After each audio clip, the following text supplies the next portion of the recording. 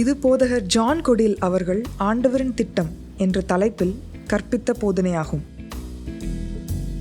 அவர் த கொச்சின் லாம்ப்ஸ்டாண்ட் என்ற ஆலயத்தில் போதகராய் இருக்கிறார். நான் ரெபி, இதை உங்களுக்கு தமிழில் வழங்குகிறேன்.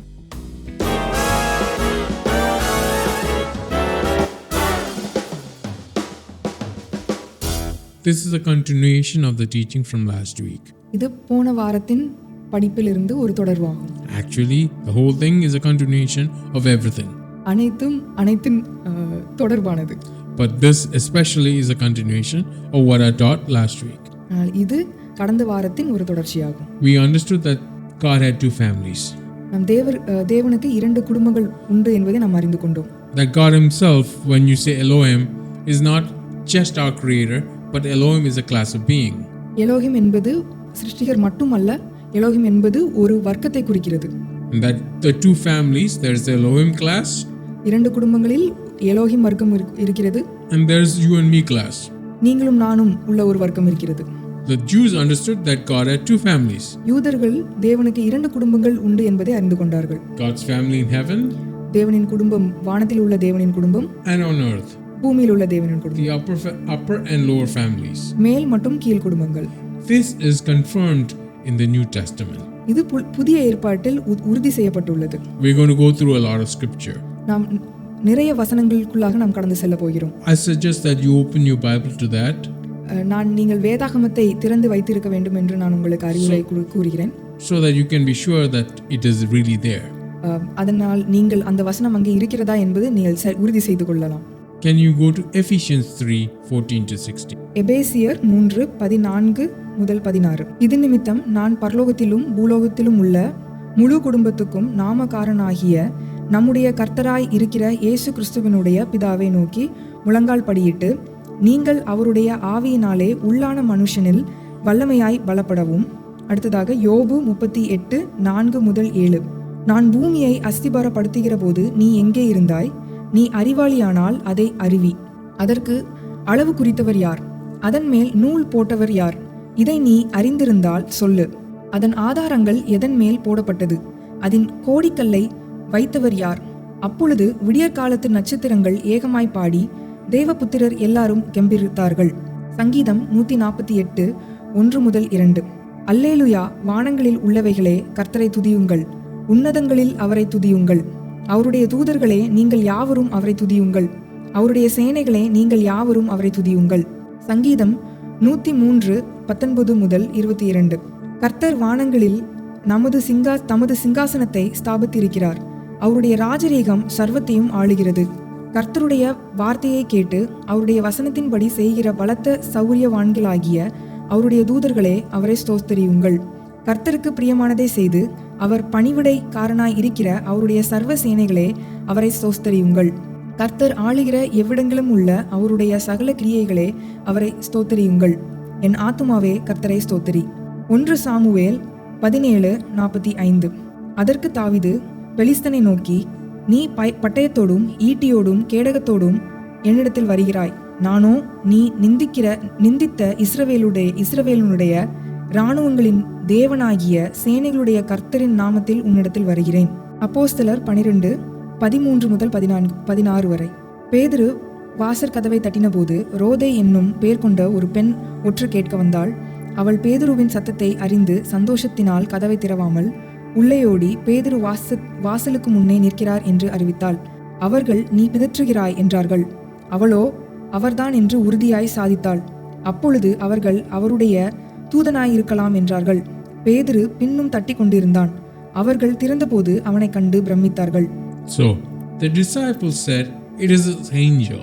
அவர்களின் சீஷர்கள் சொன்னார்கள், இது தேவதூதன் என்று. Here's Peter knocking at the door. பேதுரு இங்கே கதவை தட்டி கொண்டிருக்கிறார். So Rhoda recognized Peter's voice. ரோதை பேதுருவின் சத்தத்தை அறிந்திருக்கிறார். And they were so sure of the spirit of the man that separated from the body that they said it is his angel. அவர்கள் உடம்பிலிருந்து பிரிந்தது, ஆவி பிரிந்ததை நன்கு உணர்ந்ததனால் இது தேவதூதன் என்று கூறினார்கள். That means that the man Peter had died. பேதுருவானவன் மரித்துவிட்டார். and his spirit had come knocking. அவருடைய ஆவியானது கதவை தட்டுகிறது.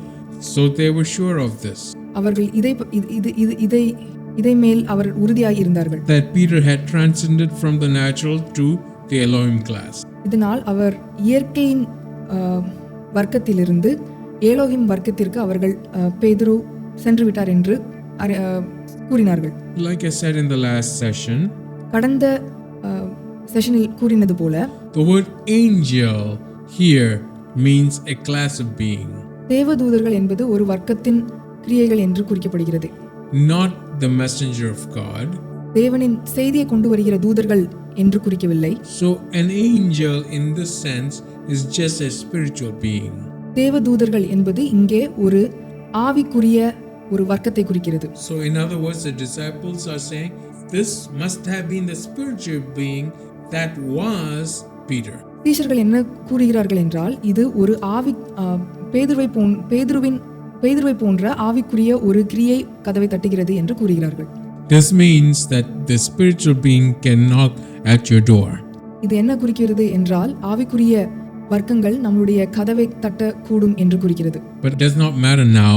இது இப்பொழுது முக்கியமல்ல. I just wanted you to know what the disciples meant when they said it is his angel. சீஷர்கள் தேவதூதன் என்று கூறும்போது எதை பற்றி கூறினார்கள் என்பதை நீங்கள் புரிந்து கொள்ள வேண்டும். It could also be that it is the angel assigned to Peter. பேதுருவின் தேவதூதன் என்றும் நாம் இதை கூறலாம். But whatever it is, என்னவாக இருந்தாலும், we know that the Jews were aware of two families. யூதர்கள் இரண்டு குடும்பங்கள் ஒன்று என்பதை அறிந்திருந்தார்கள். We will continue நாம் தொடர்வோம் with the following scripture. நம் வசனங்களை நாம் தொடர்வோம். 1 கொரிந்தியர் 2:6-16. அப்படியிருந்தும் தேறினவர்களுக்குள்ளே ஞானத்தை பேசுகிறோம், இப்பிரபஞ்சத்தின் ஞானத்தை அல்ல, அழிந்து போகிறவர்களாகிய இப்பிரபஞ்சத்தின் பிரபுக்களுடைய ஞானத்தையும் அல்ல. உலக தோற்றத்திற்கும் முன்னே தேவன் நம்முடைய மகிமைக்காக ஏற்படுத்தினதும் மறைக்கப்பட்டதுமாய் இருந்த இரகசியமான தேவ ஞானத்தையே பேசுகிறோம். அதை இப்பிரபஞ்சத்திற்கு பிரபுக்களில் ஒருவனும் அறியவில்லை. அறிந்தார்களானால் மகிமையின் கர்த்தரை அவர்கள் சிலுவையில் அறைய மாட்டார்களே. எழுதியிருக்கிறபடி தேவன் தம்மில் அன்பு கூறுகிறவர்களுக்கு ஆயத்தம் பண்ணினவைகளை கண் காணவும் இல்லை, காது கேட்கவும் இல்லை, அவைகள் மனுஷனுடைய இருதயத்தில் தோன்றவும் இல்லை. நமக்கோ தேவன் அவைகளை தமது ஆவியினாலே வெளிப்படுத்தினார். அந்த ஆவியானவர் எல்லாவற்றையும் தேவனுடைய ஆழங்களையும் ஆராய்ந்திருக்கிறார். மனுஷனில் உள்ள ஆவியை அன்றி மனுஷரில் எவன் மனுஷனுக்குரியவைகளை அறிவான்? அப்படிப்போல் தேவனுடைய ஆவியை அன்றி ஒருவனும் தேவனுக்குரியவைகளை அறிய மாட்டான். நாங்களோ உலகத்தின் ஆவியை பெறாமல் தேவனால் எங்களுக்கு அருளப்பட்டவைகளை அறியும்படிக்கு தேவனிலிருந்து புறப்படுகிற ஆவியை பெற்றோம். அவைகளை நாங்கள் மனுஷ ஞானம் போதிக்கிற வார்த்தைகளாலே பேசாமல் பரிசுத்த ஆவி போதிக்கிற வார்த்தைகளாலே பேசி ஆவிக்குரியவைகளை ஆவிக்குரியவைகளோடே சம்பந்தப்படுத்தி காண்பிக்கிறோம். ஜென்ம சுவாபமான மனுஷனோ தேவனுடைய ஆவிக்குரியவைகளை ஏற்றுக்கொள்ளான். அவைகள் அவனுக்கு பைத்தியமாக தோன்றும். அவைகள் ஆவிக்கேற்ற பிரகாரமாய் ஆராய்ந்து நிதானிக்கப்படுகிறவைகளினால்தான் அவைகள் அறியவும் மாட்டான். ஆவிக்குரியவன் எல்லாவற்றையும் ஆராய்ந்து நிதானிக்கிறான், ஆனாலும் அவன் மற்றொருவனாலும் ஆராய்ந்து நிதானிக்கப்படான். கர்த்தருக்கு போதிக்கத்தக்கதாக அவருடைய சிந்தையை அறிந்தவன் யார்? எங்களுக்கோ கிறிஸ்துவின் சிந்தை உண்டாயிருக்கிறது. Amen. So God has two families. தேவனுக்கு இரண்டு குடும்பங்கள் ஒன்று. Like I said before, கூறினது போல various Bible translations render this as the council of Elohim. வேறு மொழிபெயர்ப்புகளும் இதை எலோஹிம் இன் சபை என்றும், the great assembly, பெரிய சபை என்றும், heaven's court, பரலோகத்தின் பிரகாரம், the divine council, தெய்வீக சபை, and the assembly of El. எல்லின் சபை என்றும் கூறுகிறது. The heavenly council is also rendered in English translation as his own congregation. பரலோக சபைக்கு ஆங்கில மொழிபெயர்ப்பில் அவரின் சொந்த சபை என்று அழைக்கப்படும். The congregation of the mighty, தூதர்களின் சபை, the assembly of God, தேவர்களின் சபை, the assembly of angels, தேவதூதர்களின் சபை, the hosts of heaven, பரலோக சேனை, the heavenly hosts, பரலோக சேனைகள், the company of God, ஆண்டவரின் கூட்டம், or simply the watchers. அல்லது பார்வையாளர்கள். All this I spoke about in the last session. கடந்த செஷனில் இதை பற்றி நான் உங்களுக்கு பேசினேன். So you understand very clearly that God has two families. நீங்கள் ஆண்டவருக்கு 2 குடும்பங்கள் உண்டு என்பதை நீங்கள் நன்கு அறிந்து கொண்டீர்கள். And when I say God, I mean the Creator. நான் தேவன் என்று கூறும்போது நான் சிருஷ்டிகரை நான் கூறுகிறேன். The Creator of the heavens and the earth. வானத்தையும் பூமியையும் சிருஷ்டித்த தேவனை நான் குறிக்கிறேன். And God is a Elohim class of being. தேவன் ஆனவர் எலோகிம் வர்க்கத்தை சார்ந்தவர். But Elohim does not mean that Elohim is our Creator. ஆனாலும் எலோகிம் என்பது நம்மளுடைய சிருஷ்டிகர் அல்ல. It's just a class of being. அது ஒரு வர்க்கத்தை குறிக்கிறது. Just like you and I are a class of being. எப்படி நாமும் நீங்களும் ஒரு வர்க்கத்தை சாருகிறோமோ அதே போலதான். If I did something, you can say John did something. இப்பொழுது நான் ஏதாவது ஒரு காரியத்தை செய்தால் ஜான் இந்த காரியத்தை செய்தார் என்று கூறலாம். You will not say human did something. நீங்கள் ஒரு மனிதன் ஒன்று செய்தான் என்று நீங்கள் கூற மாட்டீர்கள். Even though I am human, yes.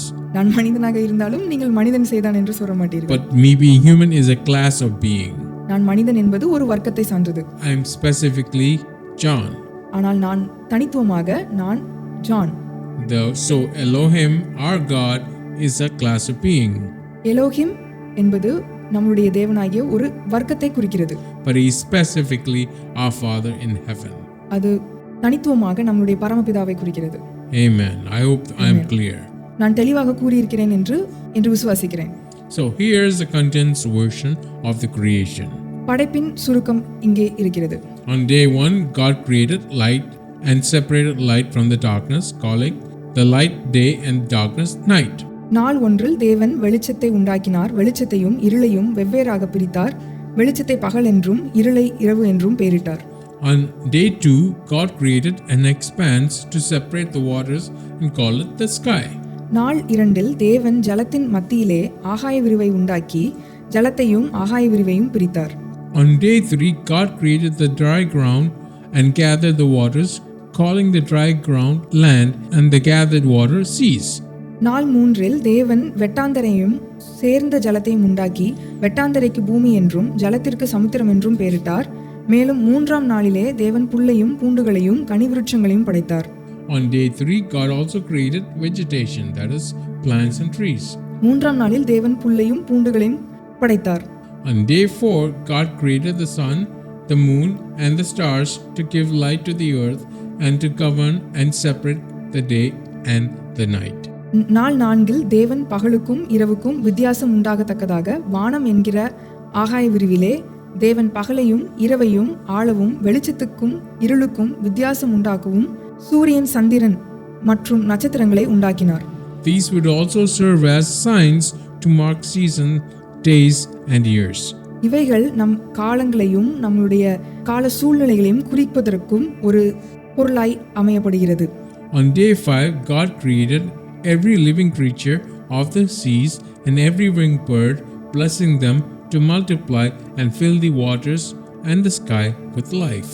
நாள் 5 தேவன் நீந்தும் ஜீவ ஜந்துக்களையும் பறவைகளையும் உண்டாக்கி அவைகளை பழுகி பெருகி சமுத்திரங்கள் மற்றும் ஆகாயத்தை பெருக கடவது என்றார். On day 6, God created the animals to fill the earth. நாள் 6 தேவன் பூமியில் உள்ள மிருகங்களை படைத்தார். On day 6, God also created man and woman, Adam and Eve, in his own image to commune with him. 6ஆம் நாளிலே தேவன் மனுஷனையும் மனுஷியையும் ஆதாம் மற்றும் ஏவாளை அவர் சாயலிலே படைத்தார், அவர்களோடு சஞ்சரிப்பதற்காக அவர்களை படைத்தார். He blessed them and gave them every creature and the whole earth to rule over, care for and cultivate. அவர்களை ஆசீர்வதித்து அவர்கள் பூமியின் மேல் உள்ள அனைத்து ஜீவ ஜந்துக்களையும் ஆண்டு கொள்ளவும் பண்படுத்தவும் பயிரிடவும் அவர்களுக்கு கட்டளையிட்டார். And on day 7, God had finished his work. 7ஆம் நாளில் தேவன் கிரியைகளை எல்லாம் முடித்துவிட்டார். His work of creation. சிருஷ்டிப்பின் வேலையை அவர் முடித்துவிட்டார். And so he rested on the 7th day. 7ஆம் நாளில் அவர் ஓய்வு எடுத்தார். Blessing it and making it holy. அதனால் அதை ஆசீர்வதித்து அதை பரிசுத்தமாக்கினார். So this is the whole creation in a condensed version. இது படைப்பின் ஒரு சுருக்கமாகும். Genesis, the first book of the Bible, is the beginning. ஆதியாகமம் முதல் புத்தகம், வேதாகமத்தின் முதல் புத்தகம், அதுதான் தொடக்கம். Revelation of Jesus Christ, the last book of the Bible, is the ending. வெளிப்படுத்தின விசேஷம் அதுதான் முடிவு. So Genesis is the alpha. ஆதியாகமம் என்பது alpha. And Revelation is the Omega. வெளிப்படுத்தின விசேஷம் omega. In Genesis 1:1, the heavens and earth were created. ஆதியாகமம் 1:1 வானமும் பூமியும் படைக்கப்பட்டது. In Revelation 21:1, heaven and the earth passes away. வெளிப்படுத்தினல் 21:1 வானமும் பூமியும் ஒளிந்து போனது. In Genesis 1:16, God created the sun to govern the day. ஆதியாகமம் 1:16 பகலை ஆள சூரியனை ஆண்டவர் சிருஷ்டித்தார். Revelation 21:23, there is no need for the sun. வெளிப்படுத்தினல் விசேஷம் 21:23 சூரியனுக்கு அங்கு வேலை இல்லை. In Genesis 1:5, God calls the darkness night. ஆதியாகமம் 1:5 இருள் என்பதற்கு இரவு என்று ஆண்டவர் பெயரிட்டார். In Revelation 22:5, there is no night. வெளிப்படுத்தின விசேஷம் 22:5 அங்கே இரவு இல்லை. In Genesis 1:10, the waters that separate he calls seas. அதாவது தனியாக இருந்த அந்த ஜலத்தை அவர் சமுத்திரம் என்று அழைத்தார். In Revelation 21, there are no more seas. வெளிப்படுத்தின விசேஷம் 21 இனி சமுத்திரங்கள் கிடையாது. So, this is the account of the creation. இது படைப்பின் ஒரு சுருக்கமாகும். There are two critical discoveries that we have in our hand. இரண்டு முக்கியமான கண்டுபிடிப்புகள் நம்முடைய கைகளில் இருக்கிறது. We have in our possession an integrated message system consisting of 66 separate books penned by 40 different individual authors over thousands of years, in which every detail is anticipated by deliberate, skillful design.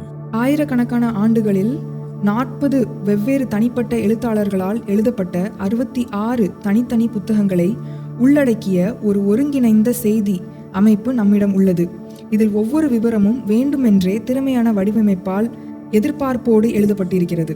This demonstrates that the origin is from outside our time domain. இதன் தொடக்கம் நம் கால எல்லைக்கு புறம்பே உள்ளது என நிரூபிக்கிறது. Because nobody within that time could have predicted the future. ஏனெனில் அந்த காலகட்டத்திற்குள் இருப்பவர்கள் எதிர்காலத்தில் என்ன வரும் என்பதை அவர்களால் யோசித்திருக்க முடியாது. The Bible is one integrated design. நம்முடைய வேதாகமம் என்பது ஒரு புத்தகங்களை உள்ளடக்கிய ஒரு ஒருங்கிணைந்த செய்தி. The New Testament is in the Old Testament concealed. புதிய ஏற்பாடு ஆனது பழைய ஏற்பாட்டிற்குள் மறைக்கப்பட்டிருக்கிறது. The Old Testament is in the New Testament revealed. பழைய ஏற்பாட்டில் புதிய ஏற்பாடு வெளிப்படுத்தப்பட்டுள்ளது. Jesus Christ proclaimed and explained the kingdom of God. தேவனின் ராஜ்யத்தை பற்றி இயேசு கிறிஸ்து அறிவித்தார் மற்றும் விளக்கமும் செய்தார். That is the rule of God over all things.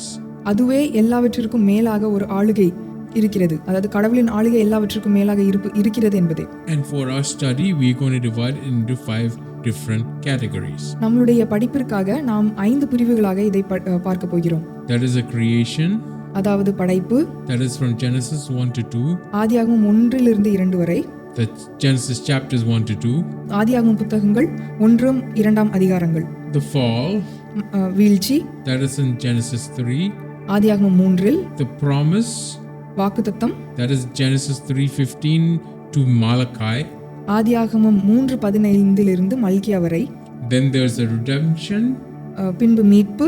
Those are the gospels and the epistles. அவைகள் சுவிசேஷங்கள் இருந்து நிருபங்கள். And the restoration, மறுசீரமைப்பு, which is the revelation of Jesus Christ and part of the epistles and what was revealed to the apostles. இது இயேசு கிறிஸ்துவின் வெளிப்படுத்தின விசேஷத்திலும் மற்றும் நிருபங்களில் அப்போஸ்தலருக்கு வெளிப்படுத்தின காரியங்களும் ஆகும்.